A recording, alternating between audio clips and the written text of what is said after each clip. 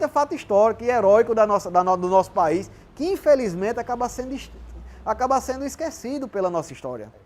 Esquecido é verdade. Tem um capitão de fragata pernambucano chamado Vital de Oliveira, é o pai da hidrografia da Marinha.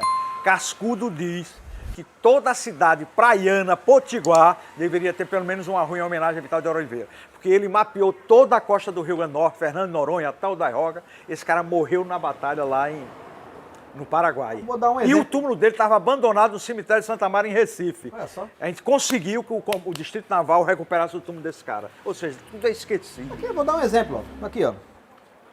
Um livrozinho. Fininho. Rio Grande do Norte na Guerra do Paraguai. Podemos dizer que é o nosso Santo Graal. O único livro que fala sobre a guerra esse tempo todinho. De Adalto Câmara. De Adalto Câmara. Eu até Em 1951? 51. 1950, eu vou até reverenciá-lo pela sua boa vontade, que ele deixou esse legado aqui pra gente. E hoje, uma pequena observação, quem está refazendo isso é você. Agora, Augusto. Nós, né? Isso é bacana. A gente tem que lembrar do nosso Rapaz, herói, dos nossos depois fatos. a gente vai chegar no regresso dos voluntários. Como é que essa turma voltou? Isso. Mas vamos terminar a guerra primeiro? Aí a gente começou a ganhar. E aquela história, Anderson, de começar a dizimar a população masculina do Paraguai. Que até hoje o Paraguai sofre. Se ressente disso, né? Diz que ficou só com 10%, 14% de população masculina adulta. O resto foi tudo. Não existem, também vimos conversando sobre isso, números exatos dessa guerra. Não existe, são especulações. Porém, o que tem certeza até hoje, até pelo fato do ressentimento que ficou do povo paraguaio, é que foram dizimados a maioria dos homens do país, né? Isso é um fato. Mas em números a gente não pode ser preciso porque não existe um consenso. Nessa carnificina, né? Duque de Caxias, não sei se na época ainda era Marquês, chegou para Dom Pedro II e disse, vamos dar uma parada porque quem está matando todo o Paraguai, vai acabar o Paraguai. Não, mas tem que se render. Eles não vão se render, porque é o perfil dele. Uhum. Só quando a gente matar o Paraguai dentro do ventre da mãe, pode ser que eles se rendam. Aí Caxias já ficou preocupado que a matança estava grande. Ou seja, a revolta era eliminar mesmo. Uhum. Aí, inclusive, aí você vai falar agora que ele já doente, vendo essa carnificina, ele pediu as contas. Conta aí. Isso. E botar só um rapidinho. Quando eu falei dos escravos alforriados para lutar na Guerra do Paraguai. Na época, nós vivíamos uma monarquia parlamentarista. Deixar claro que nosso imperador não tinha escravo. Ele era abolicionista. Porém, tinha que passar pelo parlamento, com votação. Então, isso aí já veio depois. Isso aí a gente tem que deixar claro para a posteridade. Acontece o quê? Solano Lopes era um psicopata. Psicopata. Isso é fato. Essa carnificina foi o quê? Quando nós tomamos Assunção, capital do Paraguai. Foi tomada Assunção, Lopes fugiu. E o que é que ele fez mais ou menos 100 anos antes, como Hitler fez na Segunda Guerra Mundial? Recrutou mulheres, idosos e crianças. Ele não quis se entregar, a verdade empurrou a turma. Então, o que é que acontece? A gente está falando de uma guerra brutal, sanguinária, e o ditador era um psicopata. Perfeito. Isso muito bem analisado. A gente também não pode chegar e dizer, não, nós brasileiros que somos maus. Não. De jeito nenhum. A gente estava indo pra cima. Foi agredido. Ele não foi agredido e ele não quis se render. Tentou de qualquer forma se render, ele não se rendeu. Então ele foi até as últimas consequências. E na Batalha de Cerro Corá, ó, a gente já falou aqui, 2 cidades do Rio Grande do Norte. Riachuelo e Cerro Corá. Que às vezes a pessoa mora lá e às vezes não sabe. E às vezes mesmo nós esquecemos. Antes de você chegar no episódio de Cerro Corá, dezembro de 1864. Não, de 79. Não, de 69, que a guerra terminou em 70. Isso. Começou... Segundo Caxias, a guerra já tinha acabado, não tinha mais interesse. Só que foi a caça a Solano Lopes. Sim. A guerra, o Paraguai estava praticamente dizimado. Isso. E já não tinha mais Caxias, tinha quem? O Conde Deu, não foi ele que Isso, assumiu? aí já era a terceira... Quanto episódio do Conde Deu que tocou fogo em Assunção? Pronto, essa aí já é a terceira fase da guerra. Marechal Osório, General Osório, Duque de Caxias comandando e o Conde D. Então o Solano Lopes não se rendeu. Na hora que teve essa caçada Conde D, usou todos os seus artifícios para tentar se proteger e sobreviver. Então a guerra acaba justamente em Cerro Corá, quando as forças não imperiais do Brasil conseguem caçá-lo e matá-lo. Foi quando dá por fim a Guerra do Paraguai. E o pior que o Dom Pedro II queria ele vivo, né? Orientou a tropa a não matar. Mas quem é que comanda um soldado cheio de raiva? Tem isso Lá. também. Não, outra coisa para desmistificar um pouquinho. A estratégia do Brasil. Para a Argentina não ficar. O Brasil, quando ganhou a guerra, pegou algumas partes de território, recuperou Mato Grosso, algumas partes do território paraguaio, mas para não deixar também a Argentina forte, não acabaram com o Paraguai, manteram a sua soberania. Isso foi ideia do Brasil. Até a soberania do Paraguai, hoje, ela podia ter sido totalmente rateada. Alemanha Ocidental, Alemanha Oriental, cada um ficava com um pedaço. Como espólio de guerra, que os agressores foram ele, e nessa época era outro período. Então, hoje existe o Paraguai graças a Dom Pedro II, uma articulação política. Muito bem colocado isso, né, Anderson? Muito bem colocado. Tem que deixar claro que também, como eu digo, muitas vezes a historiografia fala de nós brasileiros, aquele espírito de vira-lata, dizer que nós somos ruins, nós somos fracos. Não, nós tivemos um espírito heróico, reagimos a uma injusta agressão e, mesmo assim, politicamente ainda mantemos um país. Às vezes falam isso, mas tem que se lembrar que a Armada Brasileira, no período de Dom Pedro II, era equivalente à Armada Americana. Era pau a pau com o outro.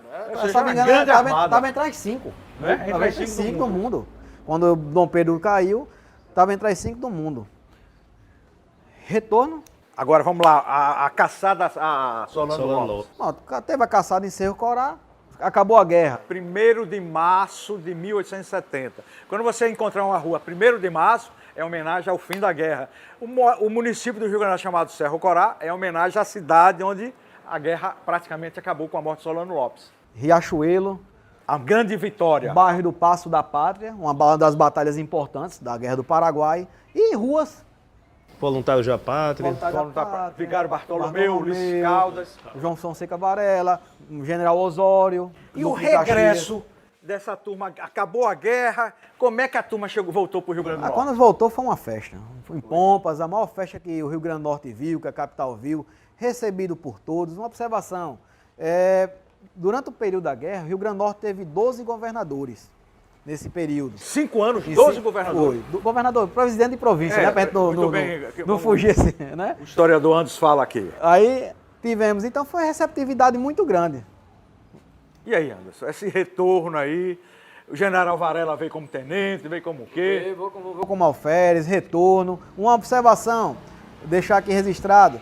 Nesse período, tivemos várias pessoas, várias situações que, por exemplo, a banda de música da Polícia Militar, sim, de 1866, ela teve sua fase embrionária durante a Guerra do Paraguai. Ela chegou a tocar 2 vezes. Quando o nascimento do príncipe, Dom Augusto, durante a guerra, no nascimento, e durante as tocatas para o regresso dos nossos heróis. Então depois ela acabou sendo extinta e voltando em 1870. No regresso dos voluntários da Guerra do Paraguai, eles são saudados naquela região onde hoje fica a Avenida Tavares de Lira na Ribeira, Rua do Comércio, então, por uma figura singular. Sinfrônio Paz Barreto, irmão de Juvino Barreto, que era uma figura que também tinha feito a Guerra do Paraguai de 1865 a 69, mas era um bonachão, né? Ele volta para Natal, um bom vivant, volta para Natal, esquisitíssimo, passa a morar na torre da Igreja do Galo ali, e sempre que saía de casa era com os bolsos cheios de confeito para jogar para as crianças, e é ele uma das pessoas, um dos poetas que vai fazer a saudação do retorno dos voluntários da pátria. Né? O irmão de Juvino. Irmão de Juvino Barreto. E Casimiro até tem aí também um poema que Isabel Gondim faz do retorno dos voluntários. Aqui é o hino patriótico. Então o hino patriótico ele foi composto pelo primeiro cadete João Carlos Carneiro de Albuquerque, Maranhão. De Albuquerque Gondim, mas tem um parente também, parente de vocês. E sua irmã recitou que tem aqui o fragmento do poema, que diz o quê? Já brilhou o dia Célcio para o Rio Grande do Norte, em que os filhos heróicos recebem meigos transportes. Salva vós, filhos da pátria, defensores da nação, já pisais vitoriosos nesse amado torrão. Muito bem. Salve o Rio Grande do Norte. Inclusive E tem voluntário. outra aqui dela também. Bora lá, Rocha. Sobre- Ainda tem tempo, tem Marinês. Sobre a guerra, sobre o retorno. Ela é o quê? Bem-vindo sejais à nossa província, do império uma estrela tão pouco fulgente.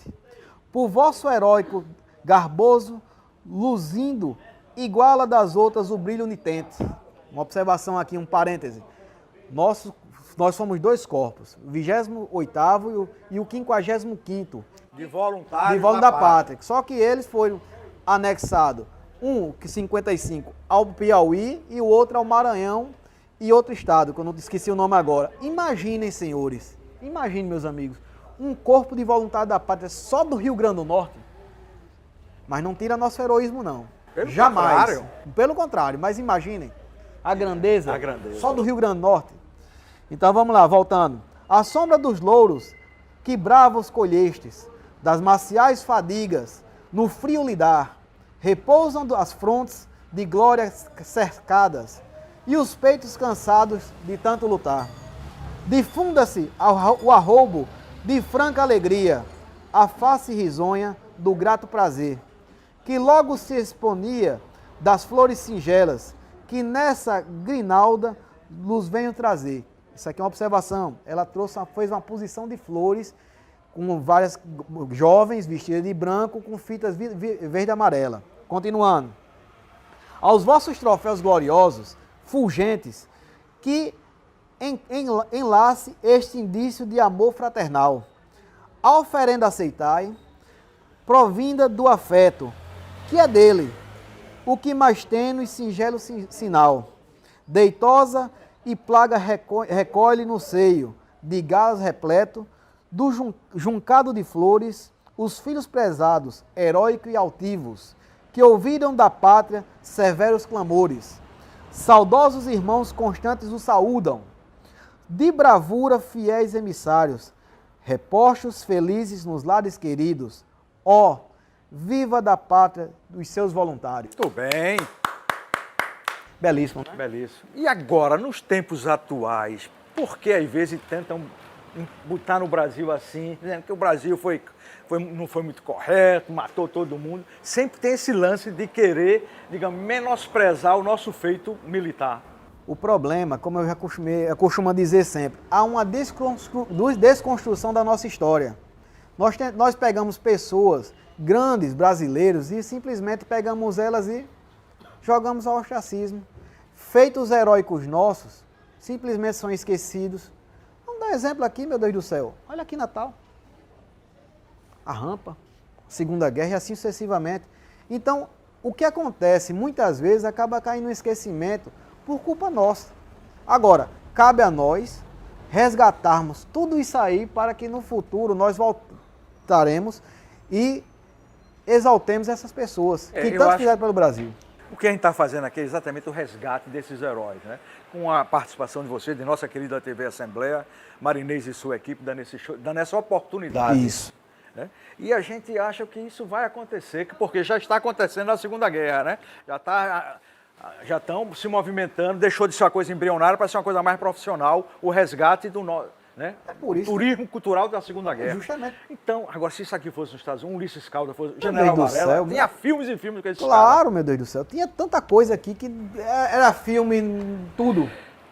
Mas aí, professor Anderson, uns minutinhos aí para você dar um acabamento aqui para o nosso telespectador. Pegando um gancho no que vocês estão falando, eu acredito o seguinte: nós estamos fazendo bem, fazendo o resgate da história da Guerra do Paraguai, notadamente a participação potiguar na guerra. Isso. Mas nós estamos colocando, isso é bom que fique claro, a nossa visão, nesse momento, nesse contexto, a nossa leitura sobre a Guerra do Paraguai, o que não exclui as outras leituras, né? Perfeito. A gente traz aqui sempre para um diálogo.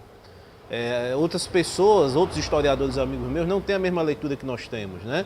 Então, que pudesse haver um diálogo, né? Eles colocarem o posicionamento deles, a gente o nosso, e assim a gente vai construindo a história, Você né? que tem outra visão da Guerra do Exato. Paraguai, procure aqui a TV Assembleia para a gente gravar com vocês. A história, ninguém tem a verdade absoluta sobre a história. A história, ela está aí e ela se modifica Então, dia já a dizia dia. o saudoso professor Spencer, né? A história é plausível, mas não é provável. Ele tinha um lance desse, né? Exatamente. Então fica claro que aqui é a nossa visão e que existem outras, e a gente respeita as outras, mas sempre abertos ao diálogo, né? E você, historiador Cassimiro Júnior? Abri um pequeno parênteses aqui para algumas pessoas da então companhia de polícia que participaram, porque tinha uma função distinta, diferente da Guarda Nacional, quanto do Exército, da primeira linha, né? Que é algumas pessoas que passaram, por exemplo, Fóssil Joaquim do Rego Basso, comandante da polícia, da então companhia de polícia, Joaquim José do Rego Basso, seu irmão, passou pela polícia também, depois, General João Varela passou também, e outros oficiais, José Getúlio, foi voluntário da pátria que abdicou dos seus rendimentos. José Getúlio Teixeira de Moura, filho do Coronel Estevão, senhor do Ferreiro do Torto. Isso. Coronel Estevão que dá nome à Avenida Nova. Uma mulher brava danada, né? Exatamente, esse mesmo. Ponciano Bisneto, João Capistrano, Manuel Ramos, aqui estou saudando. E os soldados, esses pediram baixa para ir servir na guerra. João Ferreira de Oliveira, Manuel Antônio Nascimento e Miguel Francisco da Silva, os saudamos eles. Uma observação, pós-guerra, desmobilização, vinha conversando com o Ana sobre isso, o Exército Brasileiro, que estava desprestigiado antes da guerra, quando saiu, já saiu forte. Vitorioso. Saiu vitorioso. Os negros que lutaram foram forreados, voltaram com sentimento natural de liberdade, brasilidade e o contraste natural dele chegar, que já existia aquela questão de você chegar da escravidão, que já é algo repugnante, e ele chegar aqui e pensar, meu Deus, eu estou livre e meus familiares, meus amigos são escravos. Aumentou o sentimento abolicionista. Isso marcou, isso aí, o Exército começou a ter mais a voz ativa na política e marcou... Terminou a República. Acabou com a tão República. forte que fizeram a República. Claro. Foi o início do fim do Império. Pronto, isso, foi o início do fim. bem. Por exemplo, o Benjamin Constant, ele foi um soldado decepcionado da guerra. E ele depois foi trabalhar justamente dando aula.